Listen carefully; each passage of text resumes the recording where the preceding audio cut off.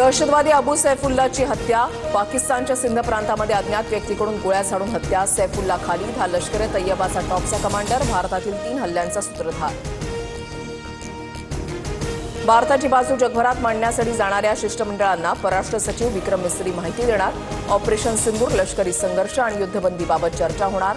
7 खासदारांचं शिष्टमंडळ जगातील 32 देशांना भेट देऊन पाकिस्तानचा पर्दाफाश करणार। यूट्यूबर ज्योती मल्होत्राच्या मागे पाकचा अधिकारी दानिश मास्टरमाइंड असल्याची शक्यता। भारत-पाक संघर्षावेळी दोघेही संपर्कात। ज्योतीच्या पाकिस्तान दौऱ्याचा खर्चही दानिशने केला। यापूर्वी संशयास्पद कृत्यामुळे भारत सरकारनं दानिशला देश सोडण्यास सांगितलं होतं।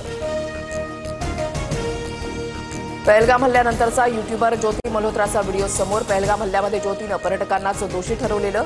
पाकसाठी हेरगिरी करणाऱ्या ज्योतीचा व्हिडिओ व्हायरल। जम्मू काश्मीरच्या शोपियानमध्ये सुरक्षा दलाची छापेमारी। 2 संशयितांना अटक। हातबॉम्ब, पिस्तूल, बंदुका, काडतुसं जप्त।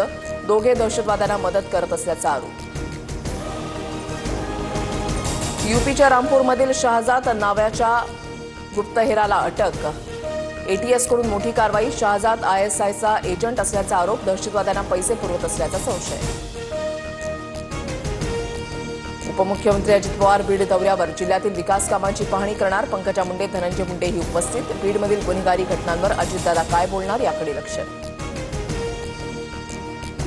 शिवराज दिवटेला मारहाण होण्याआधी त्याच्या मित्रांकडून समाधान मुंडे, ऋषिकेश गिरीला मारहाण। मारहाणीच्या वेळेला शिवराज दिवटे त्या ठिकाणी उपस्थित। याच मारहाणीचा राग मनात धरून शिवराजला मारहाण केल्याचा संशय। धनंजय मुंडेंनी घेतली परळीमध्ये मारहाण झालेल्या शिवराज दिवटेची भेट। आम्ही शिवराज दिवटे आणि कुटुंबियांच्या पाठीशी। आरोपींना कडक शासन होणार, धनंजय मुंडेंची ग्वाही। सुनील तटकरेंकडून भरत गोगावलेंची नक्कल। खांद्यावर रुमाल आणि हात जोडत तटकरेंनी गोगावलेंची स्टाईल मारली। तर नॅपकिनमध्ये काय ताकद आहे तुम्हाला कळेल। भरत गोगावलेंच्या मुलीचं व्हॉट्सअप स्टेटसमधून प्रत्युत्तर।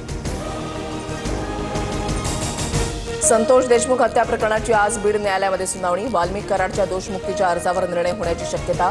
तर विष्णू साठेच्या बीड कारागृहामध्ये रवानगीबाबत अर्जावरील सुनावणीकडेही लक्ष। सत्कार समारंभामध्ये गैरहजेरीवरून सरन्यायाधीश भूषण गवईंची वरिष्ठ अधिकाऱ्यांवर नाराजी। कान उघडणीनंतर पोलीस महासंचालक रश्मी शुक्ला, मुख्य सचिव सुजाता सौनिक चैत्यभूमीवरील कार्यक्रमस्थळी।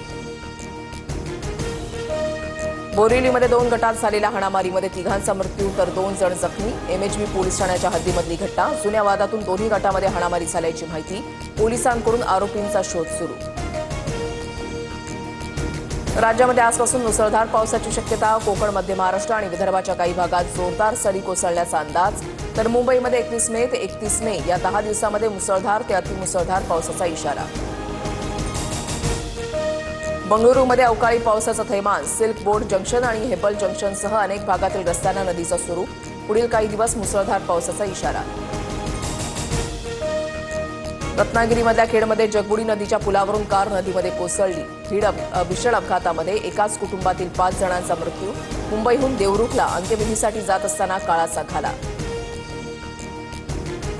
छत्रपती संभाजीनगरमध्ये शिळे चिकन खाल्ल्यानं 14 जणांना विषबाधा। एका महिलेचा मृत्यू आणि इतरांवर उपचार सुरू।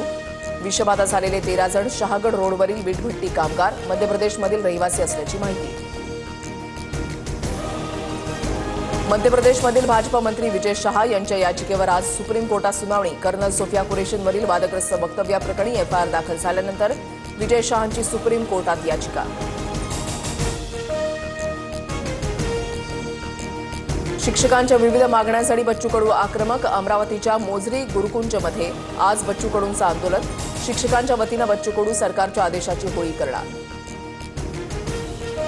11वीसाठी आजपासून प्रवेश प्रक्रिया सुरू। 21 मे पासून विद्यार्थ्यांना अर्ज नोंदणी करता येणार। यंदा संपूर्ण राज्यात ऑनलाईन प्रवेश प्रक्रिया राबवण्याचा निर्णय।